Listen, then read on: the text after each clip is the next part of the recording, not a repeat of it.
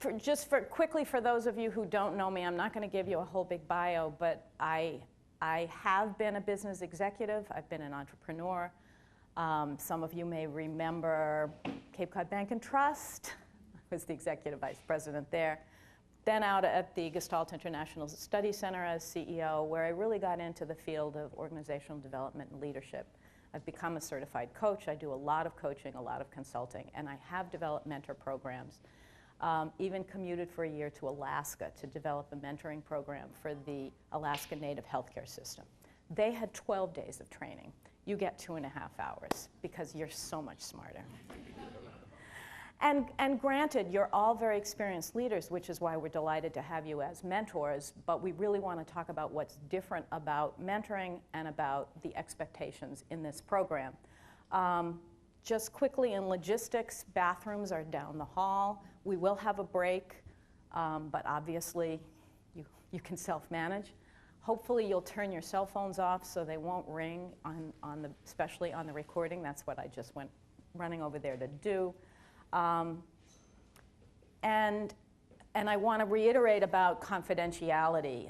So if we bring anything up, even in this room, in the discussions that we have, because we're going to do a role play, Ann and I will do a role play demo. You guys, we're going to ask you to actually do a role play. So confidentiality is the byword of any mentoring program. It's crucial in terms of developing trust. So I just want to sort of start with that. I'm going to go over the agenda so we'll know what we're going to do. Get it out here through the morning. This is like 4 hours we're going to do in 2.5, so we'll get you out of here on time. So first we're going to have some connection with one another. We're going to figure out who are the mentees and who are we, because you're going to be working with each other as well over the next 8 months, 7 months. We're going to talk about how do you prepare, what are the mentoring skills, what's different about mentoring from managing, which all of you do, and what's different from coaching, because some of you are coaches, and what is the process that you'll use with your mentors? What are the expectations that we have for you?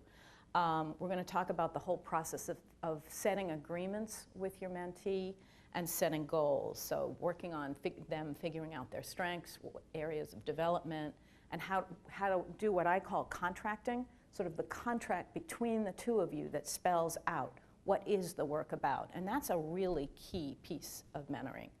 And then enabling action. We're going to talk about how you enable action with your mentees, listening, framing, and this issue of homework, which is really sort of what are the actions the mentee is going to take. This isn't just about having casual conversations. It's about getting them to do work each time to develop new skills, new behaviors, new habits. And then what might be the problems you'd encounter. And then we'll talk about how to evaluate, how we're going to evaluate the process, and we'll close out our meeting. So before we actually get to work, since we've all come from many places, some of you had long drives, and I really appreciate that you came to this spot.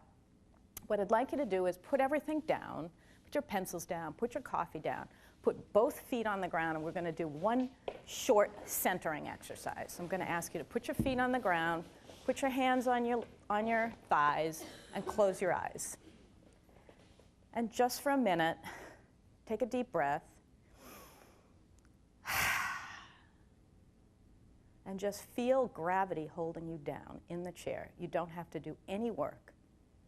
And for the next 2 hours, you really don't have to do any work. Hopefully, you can put all of the issues of your business aside and just focus on you and your own learning. Just feel the ease of being able to just sit in the chair and do nothing. And then turn your attention to thinking about all the young professionals that have signed up for this program, are yearning to learn, to develop themselves. And even beyond that, those that they touch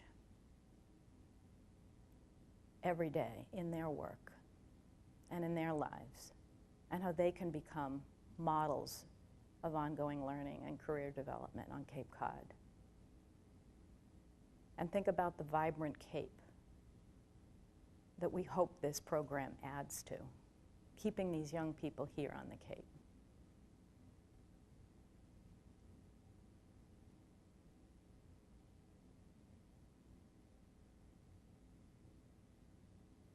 And the gift that you're giving them with your time and your expertise.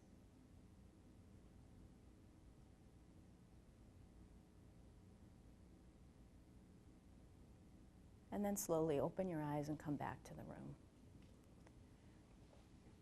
It's an interesting thing. We never take time to just sit and stop and breathe and make the transition from whatever we've been doing to what we're doing now. So hopefully that allows you to be fully present here. Next slide, please. I want to talk about the phases of a mentoring journey as we're, and unfortunately you can't really see it, you also have it in your packet. I think about it as the process of the whole mentoring journey from when you first meet with your mentors all the way through to May when we celebrate the process that we've all been through together. But I also think these same 5